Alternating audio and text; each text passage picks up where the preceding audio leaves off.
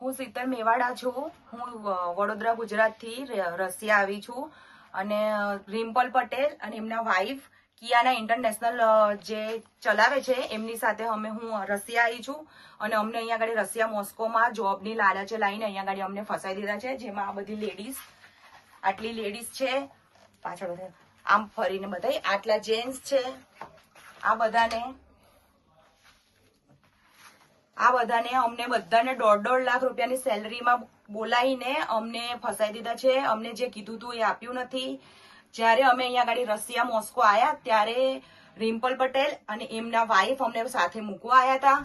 2 જણ અમને સાથે મૂકવા હતા. 2 દિવસ અમારી સાથે રહ્યા હતા અને જ્યાં સુધી એ લોકો હતા ત્યાં સુધી અમને અહીંયા આગળ કોઈ પ્રોબ્લેમ નતું. અમને અહીંયા આગળ ચાર્જર આપ્યું, લાઇટ, બધું જ, ખાવાનું પીવાનું બધું જ આપ્યું. અને 2 દિવસ પછી એ ગયા એટલે અમારા રૂમનું હીટર બંધ કરી દીધું, અમારે ગરમ પાણી આપવાનું બંધ કરી દીધું. અમને પહેલા ફિક્સ સેલરી 40,000 ફિક્સ સેલરી 3 મહિના મળશે એવી રીતના લાયા હતા. પછી તમે જેટલું કામ કરશો એવી રીતના વધશે. પણ અહીંયા ગાડી અમે આખો મહિનો કામ કર્યું તો અમે જે લેડીઝ છે ને અમુક 3-4 જેન્ટ્સ છે એટલે ટોટલ 9-10 જણ હશે, એ લોકોને ખાલી 6,000 રૂપિયા સેલરી આપી છે. અને બીજા આ 3 લોકો છે, આ જે 3 લોકો છે એમને એવું કીધેલું કે એમને વધારે સેલરી મળશે. હવે તમે બોલો, તમને કેટલી સેલરી મળી છે? અમને 10,000 રૂપિયા મળી સેલરી. 5 તારીખે અમને કીધેલું કે 5 તારીખ તમને સેલરી સારી મળશે, પણ અમને કાલે સેલરી મળી 10,000 રૂપિયા મળી. હવે 10,000 રૂપિયા પર શું થાય? અમારું કશું ના આવે. અમને અમે આવી રીતે ફસાઈ ગયા છે. એટલે આ પ્રોબ્લેમ આમની છે અને અમારી પ્રોબ્લેમ એ છે કે અમને કામ પરથી બેસાડી દીધા હતા. અમને કહે છે કે તમે ટેલર નથી. રિમ્પલ પટેલે આવું કીધેલું કે ભાઈ સીધી સીધી સિલાઈ મારવાની છે, અમારે કોઈ પ્રોફેશનલ ટેલરની જરૂર નથી. એટલે અમે લેડીઝ ઘરગથ્થું કામ કરતી હતી, જે ઘરે સિલાઈ કરતી હતી એ બધી લેડીઝ આવી છે. હવે આ લોકો એવું કહે છે કે અમને પ્રોફેશનલ ટેલર જોઈએ, તમે ટેલર નથી. એ કરીને અમને પીસ રેટ આપીને અમને ખાલી 6,000 રૂપિયા પગાર આપ્યો છે. રિમ્પલ પટેલને અમે ત્યાં 2.5 લાખ રૂપિયા આપીને આવ્યા છે. બધા પાસે 2,10,000 2,10,000 લીધા છે. અહીંયા ગાડી આ કંપની અમને એવું કહે છે કે તમારે ઘરે જવું હોય તો $500 આપો અને તમારા ખર્ચે જાઓ. હવે અમે ત્યાંથી વ્યાજે પૈસા લઈને કે લોન લઈને બધા પોતપોતાની પ્રોબ્લેમોમાંથી આવ્યા છે. કેવી રીતના બધા પોતાના ખર્ચે જાય? અમને નથી ખાવાનું, જ્યારથી બેસાડે ત્યારથી ખાવા નતા આપતા, ચા નતા આપતા. અમને અહીંયા ગાડી રૂમમાં પૂરી રાખ્યા છે, ગેટ પર તાળું મારેલું છે. બસ ખાલી એટલું જ પ્રોબ્લેમ છે કે અમને અહીંયા ગાડી એટલી તકલીફ છે. અમને અહીંથી ઇન્ડિયા આવવાનું છે. એટલે મારી અપીલ છે કે ગુજરાત સરકારને, ભારત સરકારને એટલી અપીલ છે કે અમને બધાને ઇન્ડિયા લઈ જવા માટે પ્લીઝ વિનંતી કરીએ છીએ. કિરણ કુમાર ચૌહાણ. એમાં એવું હતું સાહેબ કે રશિયા જવાની લોભામણી લાલચના લીધે મારે રિમ્પલભાઈનો કોન્ટેક્ટ થયો. રિમ્પલભાઈ મને એમ કીધું કે હું તમને સારી એવી જોબ અપાવીશ. પહેલાં ટેલરની જોબમાં કીધું, હું પોતે દરજી જ છું.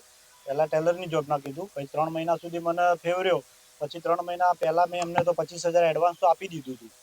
મેં તમને કે ટેલરની જોબ આપી દઈશ, 70,000 સેલરી બી કીધી હતી. પછી 3 મહિના સુધી એમને કંઈ કર્યું નહીં એટલે મેં કોલ પર વાત કરી. તો પછી એમ કે તમારે ટેલરમાં નહીં સેટ થાય, ફિશિસમાં મોકલું. મેં કીધું ફિશિસમાં આપણને ફાવે નહીં. તો પછી કે નહીં, કંઈ આરામથી તમારે બેસીને ખાલી કામ કરવાનું છે 11 કલાક, અને તમને સવારે ચા નાસ્તો, બપોરે જમવાનું, સાંજે બી જમવાનું, તમને ગુજરાતી ઇન્ડિયન ખાવાનું જ મળશે, ટેન્શન લેવાની જરૂર નથી. એમ કે એવી વાત કરીને મને એગ્રી કર્યો. હું એગ્રી થઈ ગયો. એના પછી એમને વિઝા લાવી દીધા. પછી એમને જે જગ્યાએ કીધું તે જગ્યાએ સહી કરી દીધી. મેં કીધું આ બધું પાછળથી કંઈ પ્રોબ્લેમ નહીં થાય તો તમે અમુક ખોટી જગ્યાએ સહી કરાવો. એટલે કે આપણે ખાલી આ લેખિત પૂરતું જ છે, બાકી ખાલી આપણું બધું ત્યાં સેટિંગ છે. એવું કરીને લઈ ગયા. ત્યાં ગયા તો એમને ખુદને પણ ખબર નથી કઈ જગ્યાએ લઈ જવાના હતા. અમને એવી જગ્યાએ લઈ ગયા એકદમ બેકવર્ડ એરિયા, રહેવાનું બી સારું નહોતું.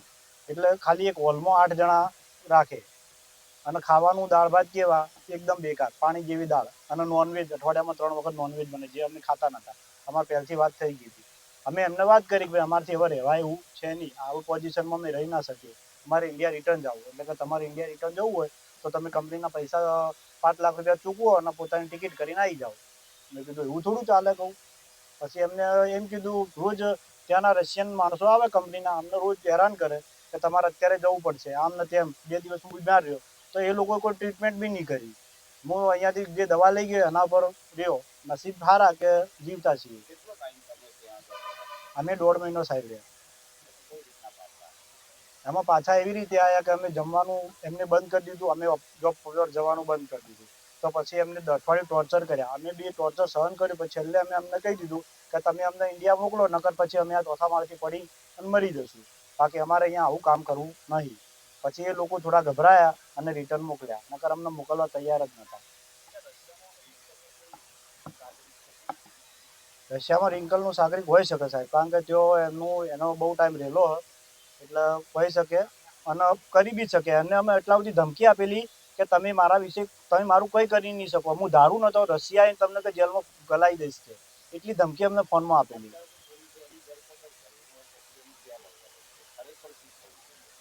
એ તો બરાબર જ કર્યું છે, પણ સજા પડે તારે ન્યાય મળ્યો કહેવાય. અને બીજું કે અમે બી પૈસા બહારથી લઈને આવ્યા હતા, એ પૈસા ચૂકવવા માટે મારે બી ઘરનો પ્લોટ વેચવો પડ્યો, જમીન વેચી તારે મારા પૈસા ચૂકવાયા.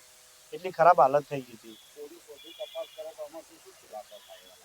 ખુલાસા તો એવા થાય કે સાહેબ કે આને કેટલું જૂઠું બોલ્યો, કેટલા લોકોને જૂઠું બોલી લઈ ગયો. હજી તો ઘણું બધું જૂઠું કેટલું બોલે નીકળશે, અને એ લોકોને શું તકલીફ પડી હજુ રિયલી કોઈને ખબર જ નહીં. તો જેને ભોગવી એને ખબર હોય, બહુ તકલીફ પડી અતિશય.